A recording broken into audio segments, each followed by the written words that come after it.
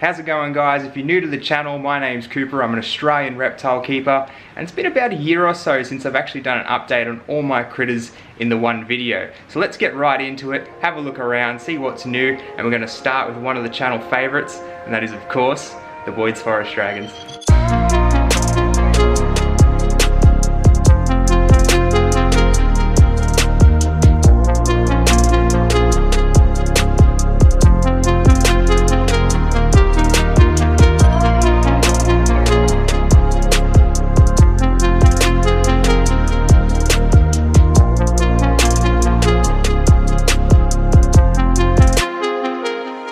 So here we have my adult trio of Boyd's Forest Dragons, and these guys are doing absolutely awesome as always. That's basically why I haven't really done any sort of update video on them in quite a long time. There's really nothing new with these guys. This is the big girl right here. She's just been pumping out eggs non-stop.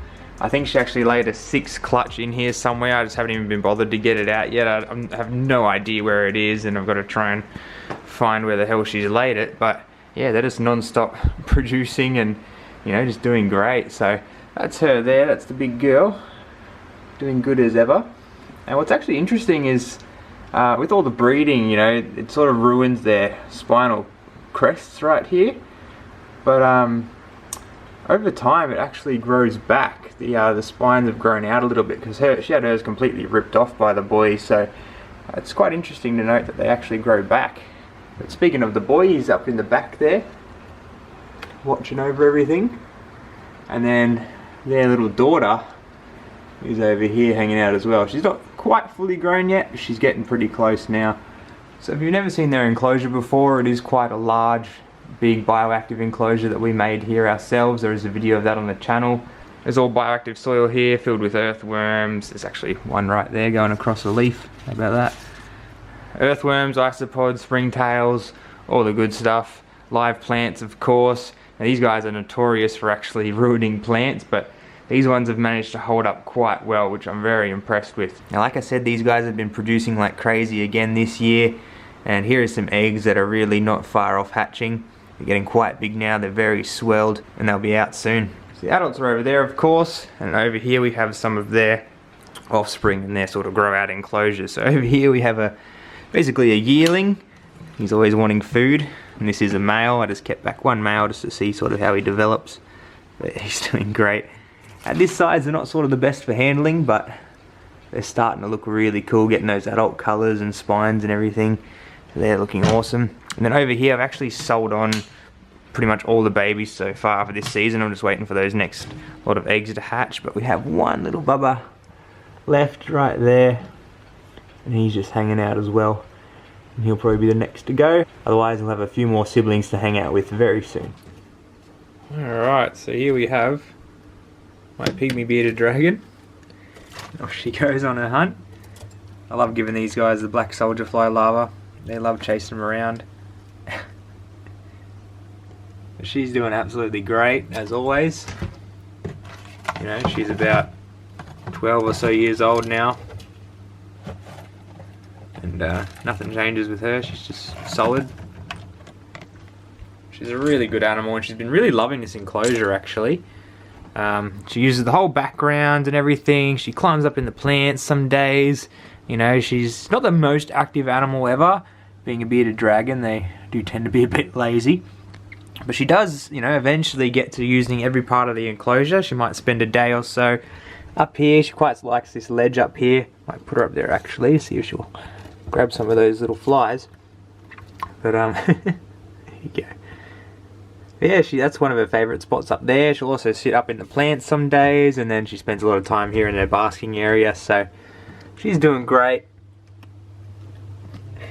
And she's always hungry.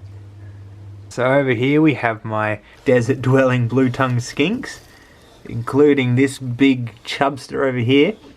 This is my female Centralian blue tongue, and she's just been confusing me so much lately. I don't know if she's pregnant, I don't know what's going on. If she's not pregnant, she's going on a diet, because look at that thing, she's just a barrel. But yeah, they've actually gotten a bit bigger, which is nice, but God, she's just a total chonker, look at her.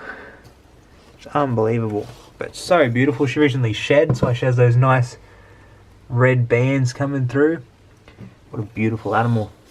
And then the male, her boyfriend, is actually just here, inside that log. Let's see if I can move this stuff a bit. I like to give them a lot of cover here. There's a bunch of gum leaves and stuff.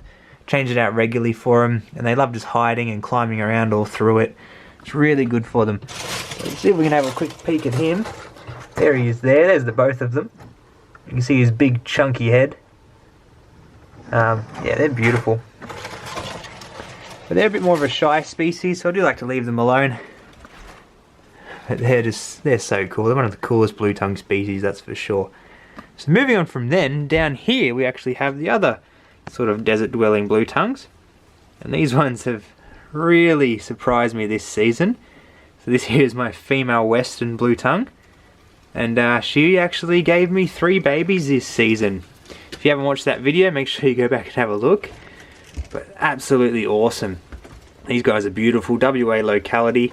There's the male over in the back there, who is dad of the babies.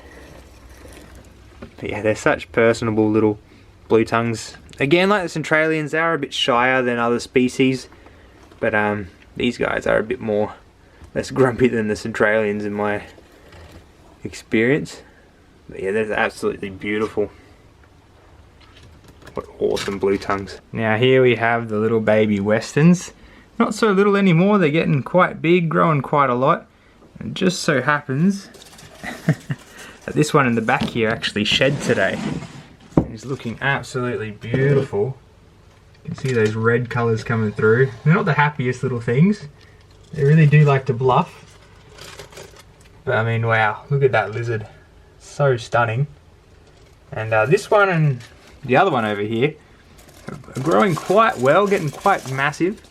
But the other one, I think it's actually definitely a runt because it's growing a bit slower, it's a bit skinnier, doesn't eat as much. But it's still kicking on. And yeah, hopefully it can just keep on pushing. But they are just absolutely awesome. I love having them in this little display here. I'm going to change them over to something a bit more natural looking a bit sooner, I think. But for now, they're just doing great, growing them up a bit, and they're just absolutely amazing. What cute little critters. So up the top here, we of course have my beautiful little Gillian's monitor.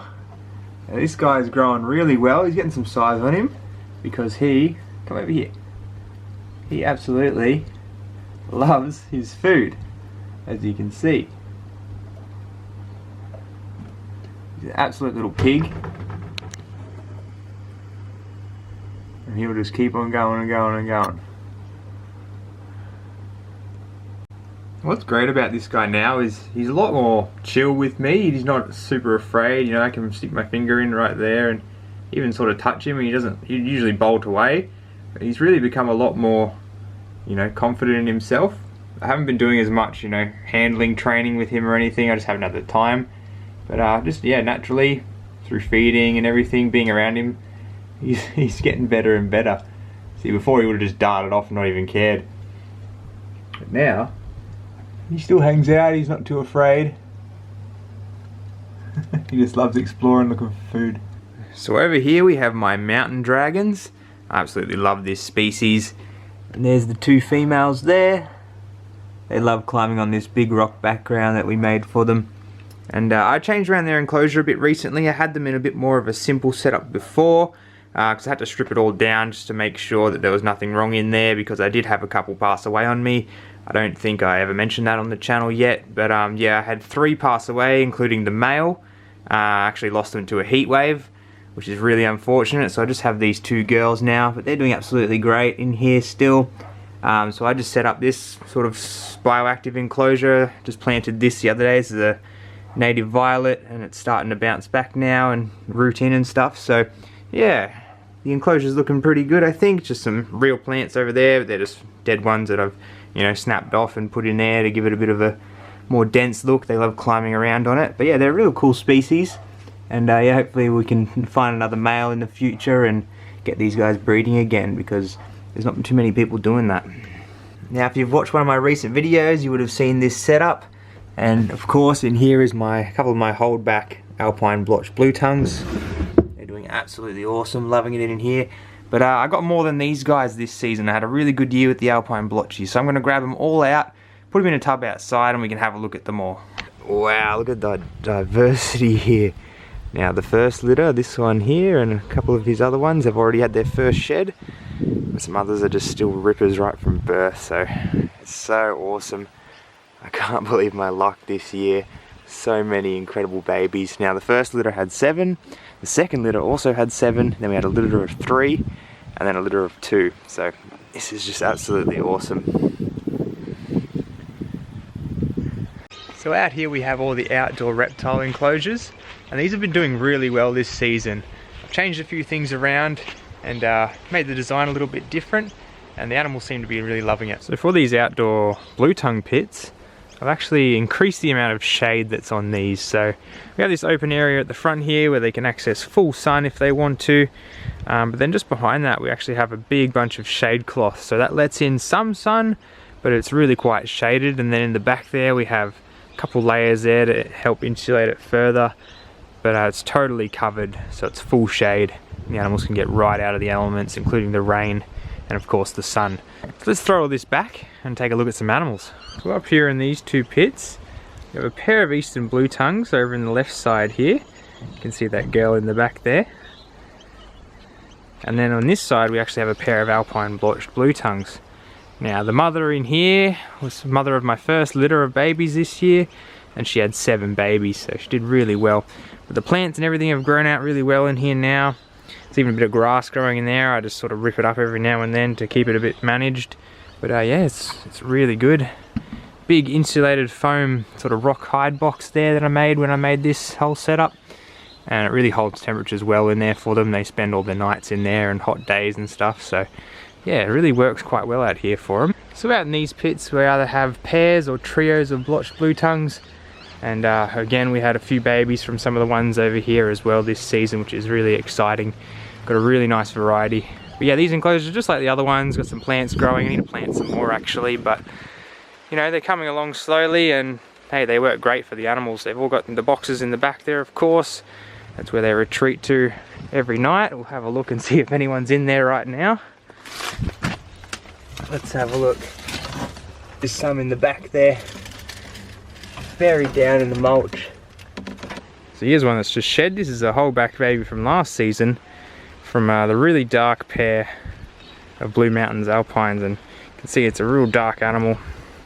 Getting some size now, growing non-stop, but yeah, doing absolutely awesome. So I'll put her back, let her run off and do her thing. It's so awesome seeing these guys out here in the natural sort of setting. And part of the reason I love blotchies so much is not only the fact that they're really hardy, they do well outside year round, but they have such awesome colour variation. Like the camera struggles to pick it up, but this girl is a beautiful pink and yellow colour, and she's a monster now too. This is from my friend Luke over at Beach's Scaly Beasts. He bred this girl, and she had 2 good babies this season. But what a beautiful lizard. Like, how could you not love that? What a beast.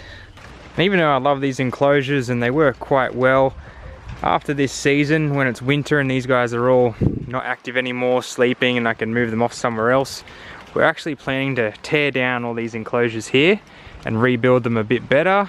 I'm going to make them, you know, built up with a big screen top and everything like that, so a bit of a walk-in sort of aviary style, I suppose. And just going to make them look a lot nicer and a bit better. Same design though. The animal should love it. And here of course we have the famous turtle pond. Got some duckweed growing in there for them. They've been nibbling on that a bit.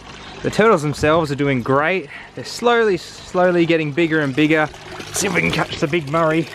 Here he is. So this is Mikey, the Murray River turtle. You can see he's got some size on him now. He's getting big. I swear every time I get them out they're looking a little bit bigger. But they just do great out here. No worries at all. Super easy to keep. Just keep the water nice and clean and healthy, cycled through. They do great. So that's the Murray. Off he goes, and then there's the 2 creps. Oh, it's a bit slippery. So there's the female, I believe. She's a bit bigger than the boy. I just love their little smiley faces. How cute is that? Yeah, they have nice colours too, really nice light colours, and that stripe behind the eye, nice yellow stripe. Pretty turtle, that's for sure. I just love how easy they are to keep out here all year round, no worries at all. That's the girl, and we'll see if we can grab the boy. He's right over there. Let's see. There he is. So he's the smallest of the lot, but he's bloody awesome as well. You can see it's a boy with that long tail. Oop. He's even popping it out for us. But yeah, they're a gorgeous turtle. Really yellow on that face as well at the moment. Beautiful. There's not much to say about the turtles. They're just doing the same old. Every now and then I put in a new log or something for them and, you know, mix it up a little bit, but otherwise, you know, they're pretty set in their routine. I don't really mess with them too much. They just love their food, the little pigs. And that's all there really is to say about these beautiful little turtles.